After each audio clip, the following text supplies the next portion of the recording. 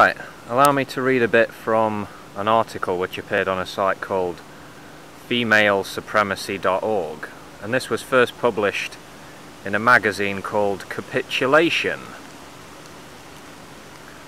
Quote, "In order for a male to fully be a man, he must come under the full influence and control of a woman. As Freud recognized, a male who is single is able to achieve partial gratification of his animalistic desires and still retain his freedom. A married man achieves full gratification, but at the price of freedom." End quote. Okay, so here is this real man thing again. Being an adult male human isn't enough to grant you the title of man, apparently. If you're not a woman's man, you ain't no man. Yeah. Alright, next. A single person, a person who is not in a long-term relationship, can, in spite of what some people clearly believe, can achieve gratification of his desires to the same extent as a married man can. Yeah, however, perhaps neither a single man nor a married man can achieve gratification. I mean, some single men are celibate, and some married men are in sexless marriages. Getting married doesn't guarantee gratification of, quote, animalistic desires.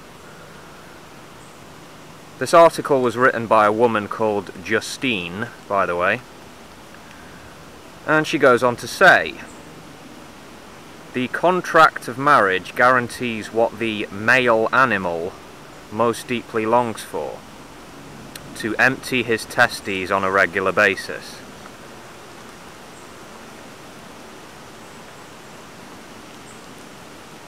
In exchange for this simple favour, he must surrender all that he thinks and knows as freedom.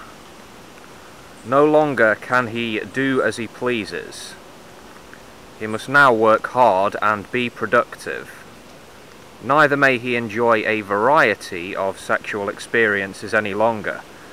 He must now be faithful, honest, and loyal." Once again, it was Freud who pointed out that fidelity, loyalty, and industry are not masculine qualities at all. Man, by his nature, is promiscuous, treacherous, and lazy. End quote. Okay, you might look at this article and say this is pure femdom. It's simply titillation. It's supposed to arouse male submissives. One cannot deny the erotic nature of the site, but with articles like this one, I'm seeing something else. I'm seeing a political, social, and economic worldview based on ideas of inherent gender superiority / inferiority. And I've been seeing it in a host of other articles too. I see a worldview based on elements of pseudoscience, based on crude and vulgar stereotypes. There are some religious elements also. And I see attempts at shaming and dehumanization. Yeah, this is not good medicine. Perhaps not everyone who contributes to sites like this have drunk the Kool-Aid, so to speak, or have completely bought into the ideological bollocks, but some do. Female supremacists do exist. Yeah. I've come across the genuine article more than a few times. Very sincere in their beliefs. Extremism has many faces, of course. A person or group of persons who are determined to see the world in a certain way will make the facts fit with the narrative and dismiss inconvenient or troubling truths. They will invent enemies, straw man opponents, play the victim, etc., and ultimately find comfort in delusion. But anyway, from this particular article, what did we learn from Justine, kids? We learned that men are pigs and need to be in obedience to female authority for their own good. The future is one of gyno supremacy and matriarchy, and society will be the better for it. Yeah, the world as envisaged by the lovely Justine will never come to fruition, I'm glad to say. Okay, shifting focus now to a YouTuber who goes by the name of Sandman, a spokesman for MGTOW, which stands for Men Going Their Own Way. You can go to his channel and watch the introduction to MGTOW video to gain some insights into where this guy is coming from. I've watched quite a few of his videos, a few of his speeches, and I've watched quite a few MGTOW speeches, presentations, quite recently. There's a smug tone to this Sandman's voice which is difficult to ignore. Yeah, let's take a look at a couple of the things he said in a fairly recent video called Women React to MGTOW. He says things are made deliberately complex by women so that we, men, are made to jump through feminine hoops our entire lives. We've been under the bondage of women since the beginning of time. But MGTOWs are free. If you call a MGTOW sexist, it apparently makes you a tyrant. Yeah. It's women who oppress men. The MGTOWs are the enlightened men, though. They've been taking the red pills. Yeah. They have cast off the shackles. There's talk of female nature, and that nature ain't a good nature.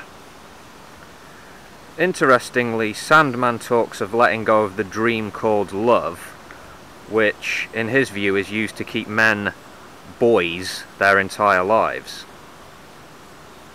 Then he says society fears real men. There it is again, real men.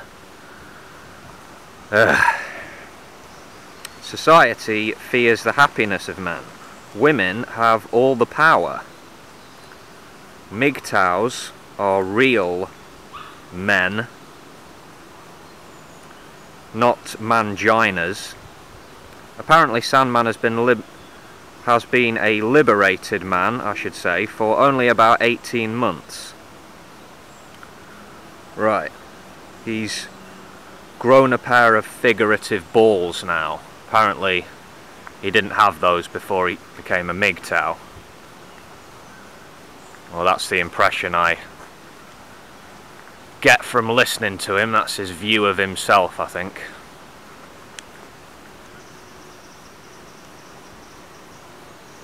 Yeah, he's seen women's behaviour for what it is. He says men invent everything, so why shouldn't men, keep the money and power for themselves? But earlier he said women have all the power. So yeah, seems to be a contradiction there.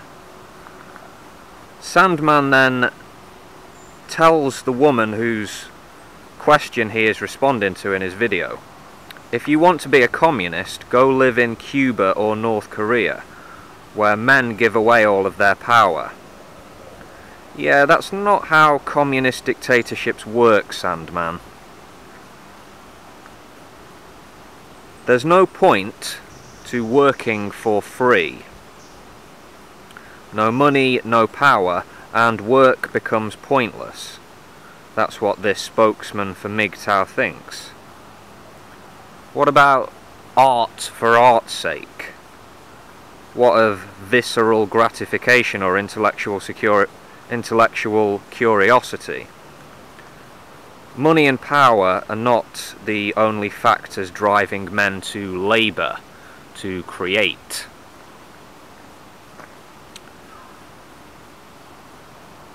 Then Sandman says a bit about patriarchy, the word patriarchy. I sense he's just pandering to his subscriber base at this point. Yeah. This is the Men's Liberation Front. MGTOW. Now, what are the similarities between a female supremacist and a MGTOW spokesman? Well,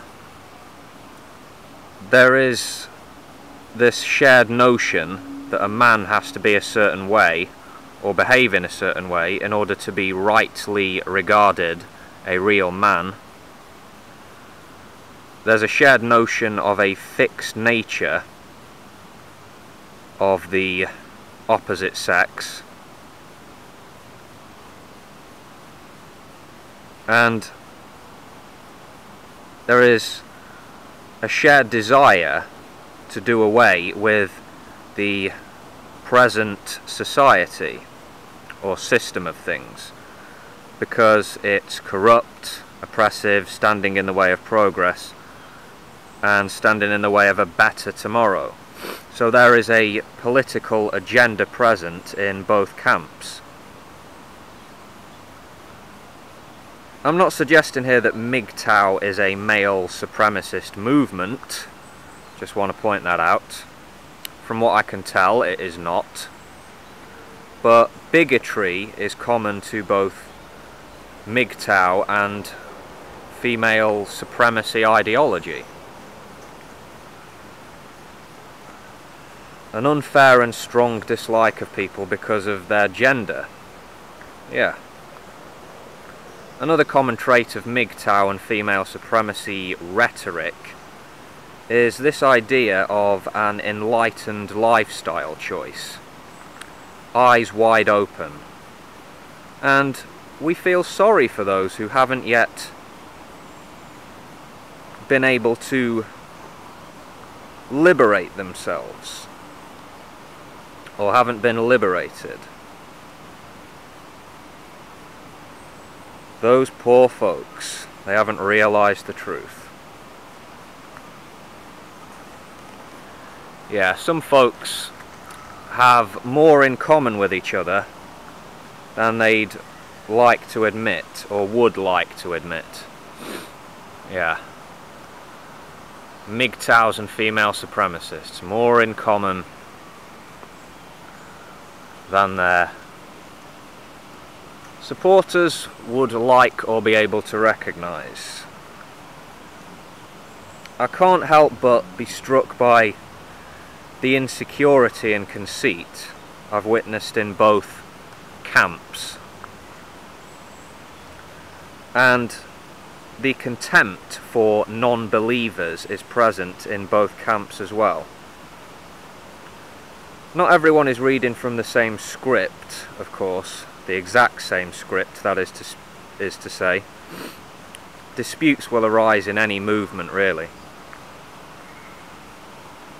Yeah, bottom line for me, both female supremacists and YouTube male liberators, or MGTOW,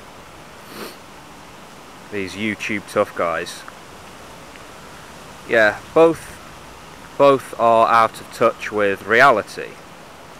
The respective worldviews of MGTOWs and female supremacists are littered with falsehoods and misunderstandings. Nothing much else to say here, folks, so yeah, here endeth the speech. I bid you good day. Have a good one. Take it easy.